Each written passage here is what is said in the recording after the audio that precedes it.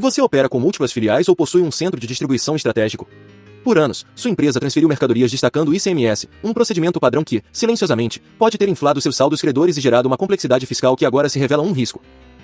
Após a decisão histórica do Supremo Tribunal Federal no tema 1099, uma série de perguntas críticas surgiram para gestores e empresários atentos. Devo manter os créditos de ICMS acumulados? Sou obrigado a estornar valores?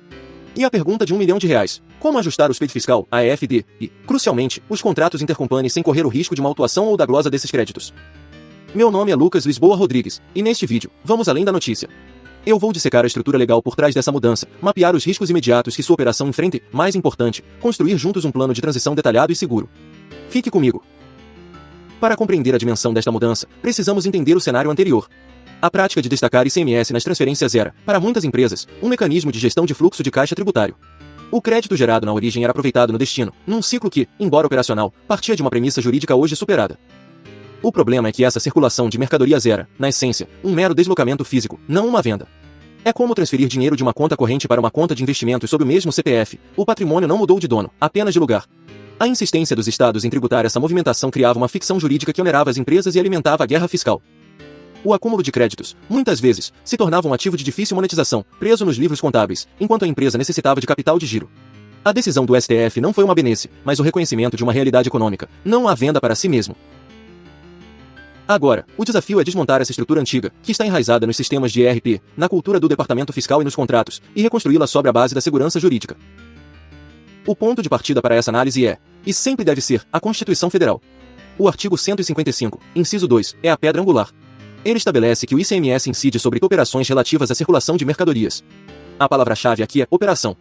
Uma operação, no sentido jurídico comercial, pressupõe um negócio, uma troca, uma transferência de titularidade. Muito antes da decisão recente do Supremo, o Superior Tribunal de Justiça já havia solidificado essa interpretação por meio da súmula 166, que de forma lapidar afirma: o simples deslocamento de mercadorias entre estabelecimentos do mesmo contribuinte não configura fato gerador. Essa súmula, por si só, já era um forte indicativo da direção correta. O ápice dessa construção jurisprudencial veio com o julgamento do recurso extraordinário sob o tema 1099. Ali, o Supremo Tribunal Federal não apenas confirmou a tese, mas a elevou ao patamar de repercussão geral, pacificando a controvérsia. Não incide ICMS nas transferências entre estabelecimentos do mesmo titular, mesmo que localizados em estados diferentes. Contudo, a história não terminou aí. Nos embargos de declaração, um ponto crucial foi esclarecido: a questão do crédito. O STF, ciente do princípio da não cumulatividade, assegurou o direito ao aproveitamento dos créditos das operações anteriores. Mais do que isso, abriu a porta para a transferência desses créditos entre os estabelecimentos, determinando que os estados regulamentassem um mecanismo. A modulação de efeitos para o exercício de 2024 deu o tempo necessário para essa adaptação legislativa. Descendo da Constituição para a legislação ordinária, encontramos a Lei Complementar nº 87, de 1996, a famosa Lei Candir. Ela detalha o funcionamento do imposto.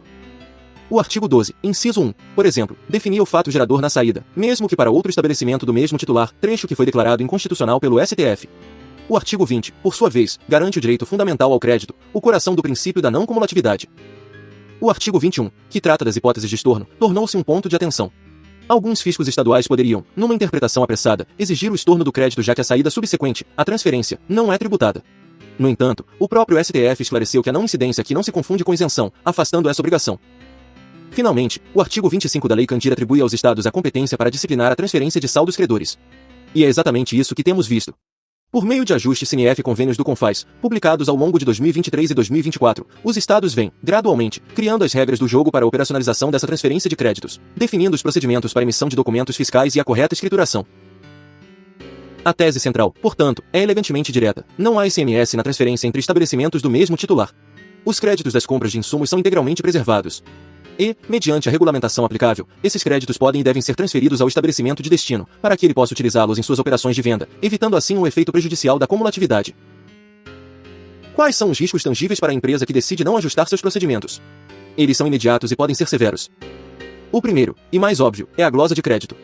Utilizar um CFOP, Código Fiscal de Operações e Prestações, ou um CST, Código de Situação Tributária, incorretos, ou manter uma divergência entre o que está na nota fiscal e o que é declarado na escrituração digital, EFD, é um convite à fiscalização. Os algoritmos da Receita são programados para identificar essas inconsistências. O segundo risco é a exigência indevida de estorno de créditos. Como mencionei, algumas unidades federativas, em um primeiro momento, podem interpretar equivocadamente a decisão e exigir que os créditos relativos às entradas de mercadorias transferidas sejam anulados. Sem uma defesa bem fundamentada, isso representa uma perda financeira direta. O terceiro risco, muitas vezes subestimado, reside na gestão da substituição tributária. A não incidência do ICMS na operação própria de transferência não elimina as obrigações do regime de ST. Se a sua empresa é a substituta, a responsabilidade pelo recolhimento antecipado do imposto da cadeia subsequente permanece. Confundir esses dois conceitos pode gerar um passivo tributário oculto e significativo. Vamos agora à parte construtiva, as estratégias e o plano de ação. O Supremo foi claro: o direito ao crédito das entradas está preservado. A analogia aqui é a de um reservatório. O crédito entra e se acumula.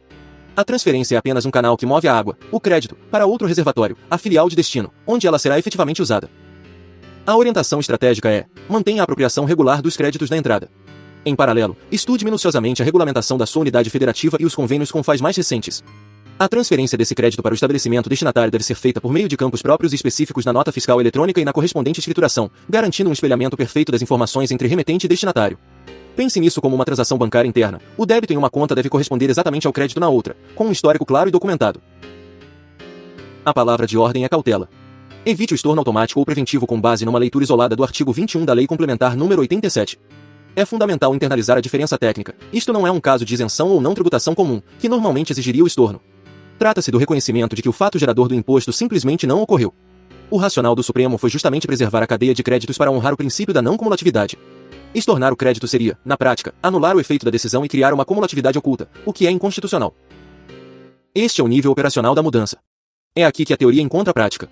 Seus sistemas precisam ser reconfigurados. Os CFOPS de transferência e os CSTS devem ser ajustados para refletir uma operação não tributada, sem destaque do valor do imposto.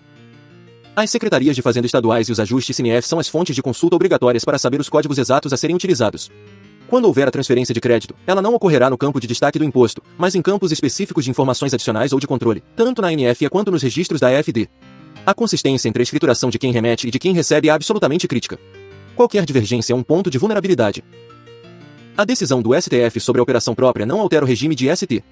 Se sua mercadoria está sujeita a este regime, as obrigações permanecem. É vital revisar os protocolos e convênios aplicáveis. Sua empresa atua como substituta ou substituída nessa operação. A responsabilidade pelo recolhimento do imposto referente às operações futuras da cadeia se mantém. Verifique se há necessidade de ajustes no cálculo, complementos ou pedidos de restituição para evitar tanto pagamento em duplicidade quanto omissões que possam levar a autuações. Este é um passo estratégico fundamental. Pense nisso como tirar uma fotografia nítida do seu patrimônio fiscal no exato momento da virada de chave. É preciso definir uma data marco, idealmente alinhada com a regulamentação da sua unidade federativa. Nesse momento, realize um inventário de transição. Concilie sua escrituração fiscal digital, EFD ICMS IPI, mapeando o saldo credor acumulado por produto e por classificação fiscal, NCM. É crucial segregar as mercadorias que estão no regime de substituição tributária, pois elas possuem uma lógica de crédito distinta. E não se esqueça do CIAP, o controle de crédito de ICMS do ativo permanente. Se houver movimentação de bens do ativo imobilizado entre filiais, o saldo de crédito residual do CIAP também deve ser transferido proporcionalmente, um detalhe técnico que muitos esquecem. Muitas empresas estruturaram contratos internos que, na prática, simulavam uma revenda entre a matriz e o centro de distribuição, ou entre filiais, puramente para fins de logística e destaque do ICMS. Esses instrumentos agora estão obsoletos e podem gerar confusão contábil e fiscal. Avalie a substituição desses modelos por contratos mais adequados à realidade, como contratos de armazenagem, depósito ou de prestação de serviços de distribuição. É essencial incluir cláusulas específicas que tratem de compliance fiscal, reequilíbrio contratual por mudança na legislação, e uma clara alocação de responsabilidades entre as partes em caso de eventuais glosas de crédito pela fiscalização. Sua ferramenta de gestão, o ERP, é o motor de toda a operação fiscal. Ele precisa ser ajustado com precisão cirúrgica. As parametrizações de CFOP e CST devem ser atualizadas. Regras de formação de preço de transferência interna que embutiam o ICMS precisam ser eliminadas. O sistema emissor de notas fiscais e os registros que alimentam a AFD devem ser adaptados para refletir a nova realidade da operação não tributada e da transferência de crédito em campos específicos. Recomendo fortemente a implementação de um workflow de aprovação fiscal para essas operações e a criação de trilhas de auditoria eletrônicas que permitam rastrear cada transferência e a correspondente movimentação de crédito. Em direito tributário, quem não documenta não tem direito. É imperativo manter o que chamo de pasta viva ou dossiê probatório. Este dossiê deve conter cópia do acórdão do Supremo no tema 1099, os normativos estaduais e do CONFAS que se aplicam à sua operação, um parecer jurídico ou técnico interno que embase a sua nova política fiscal, capturas de tela das parametrizações do seu ERP, o antes e o depois, exemplos de notas fiscais de transferência emitidas no novo formato, com e sem crédito transferido, as reconciliações do SPED que demonstrem a consistência entre remetente e destinatário, e notas. Técnicas de auditorias internas ou externas que validem o processo. Este dossiê é a sua primeira e mais forte linha de defesa. Uma mudança dessa magnitude não pode ser feita de forma abrupta. É um projeto que exige governança. Conduzam em fases claras e bem definidas. Fase 1. Diagnóstico. Mapeie todos os fluxos de transferência, os CFOPS utilizados e o saldo credor acumulado. Fase 2. Planejamento e ajustes. Defina as novas políticas, ajuste os sistemas de ERP e revise os contratos. Fase 3. Execução. Realize o inventário de transição e as primeiras conciliações sobre o novo modelo. Fase 4. Treinamento. Capacite intensivamente as equipes fiscal, contábil e de logística. Eles precisam entender não apenas o como, mas o porquê da mudança. E, finalmente, a fase 5. Monitoramento. Implemente um processo de revisão trimestral para garantir que os procedimentos estão sendo seguidos corretamente para se adaptar a eventuais novas normas do CONFAS ou do seu estado. Em resumo, os pontos-chave que você precisa ter em mente são: primeiro, a não incidência de ICMS nas transferências entre seus estabelecimentos é um direito consolidado. Segundo, os créditos de ICMS das operações de entrada são preservados e devem ser mantidos. Terceiro, a transferência desses créditos para a filial de destino é possível e necessária para manter a não cumulatividade, mas depende de seguir à risca a regulamentação vigente. E quarto, a segurança jurídica dessa transição depende de um ajuste coordenado de documentos fiscais, estoques, SIAP, sistemas e contratos.